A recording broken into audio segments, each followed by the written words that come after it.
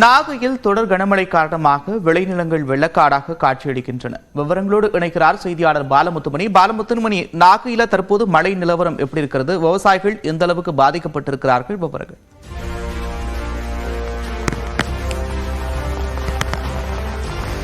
நந்தா, நாகப்பட்டினம் மாவட்டத்தை பொறுத்தவரை இந்த கனமழை என்பது தொடர்ச்சியாக பெய்து வருவதால் விவசாயிகள் பெருமளவு ஒரு சிரமத்தை சந்தித்து வருகிறார்கள் என்றே கூறலாம்.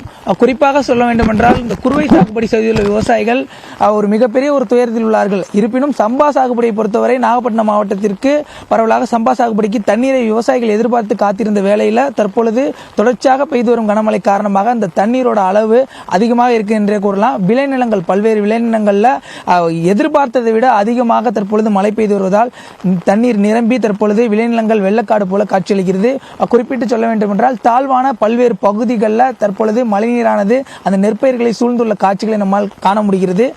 அதாவது டெல்டா மாவட்டத்தின் வடிகால உள்ள நாகப்பட்டினம் மாவட்டத்தில் பல்வேறு பகுதியில் பெய்யக்கூடிய மழை வடியும் காரணத்தினால ஆறுகள் அதே போல வடி வாய்க்கால்கள் சிறு சிறு கால்வாய்கள் நிரம்பி தற்பொழுது அந்த மழை தொடர்ச்சியாக பெய்து வருகிறது. இதன் காரணமாக விவசாயிகள் கவலையில் மூழ்கியுள்ளார்கள். தொடர்ச்சியாக மழை பெய்தால் அந்த பயிரிடப்பட்ட அந்த சம்பா பயிர்கள் பாதிக்கும் ஒரு அபாயம் தற்பொழுது நாகப்பட்டினம் மாவட்டத்தில் இருக்கு. குறிப்பிட்டு சொல்லணும்னா 1.5 லட்சம் ஏக்கருக்கும் அதிகமான விளைநிலத்தில் அந்த சம்பா சாகுபடி செய்யப்பட்டுள்ள சூழல்ல தற்பொழுது சுமார் ஏறக்குறைய ஒரு 500 ஏக்கருக்கும் அதிகமான அந்த நெற்பயிர்களை தண்ணீர் சூழ்ந்து நிற்கிறது.